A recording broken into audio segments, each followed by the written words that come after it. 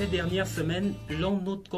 recent weeks, there has been a clear charge against our country, Cameroon, which is accused of human rights violations and its preference for a military solution to the socio-political crisis in the northwest and southwest regions.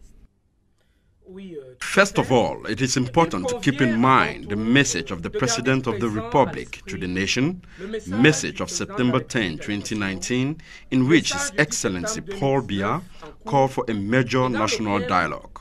The head of state had painted a picture of the situation in administrative regions of the northwest and southwest, from its genesis to its desired epilogue, through the various developments it has recorded. Throughout this message, we are talking about a positive, timely, and adequate response to the legitimate demands of our compatriots.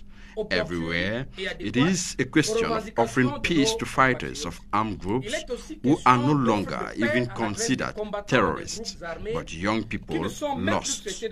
Let us note that this evolution in language is already in itself a marker of Iranianism contained in the intention of the head of state. The major national dialogue has been successfully held, and its conclusions are actively being implemented for some, while others have been the subject of further studies.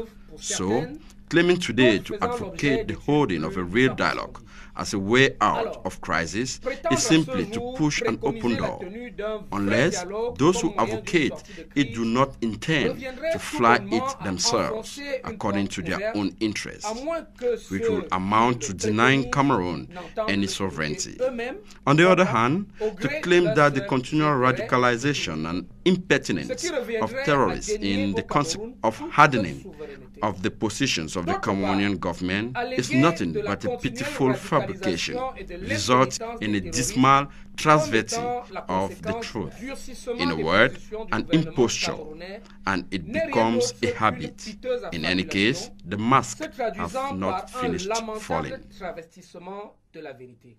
En un mot, une imposture.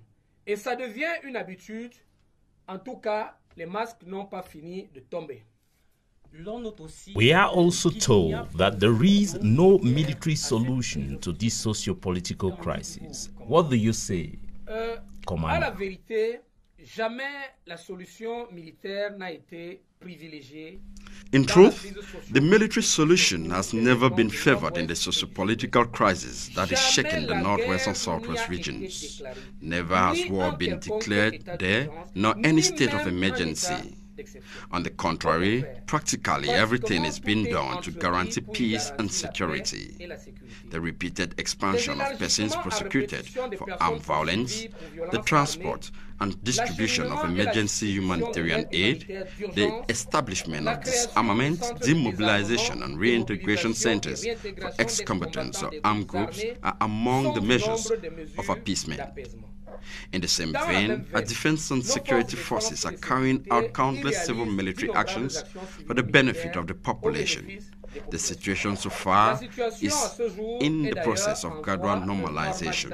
So, in addition to providing explicit support to the illegal armed groups that instigate terror in the northwest and southwest, the statements of those who claim that a military solution to this crisis is impossible unless the powers are transferred to these dissidents.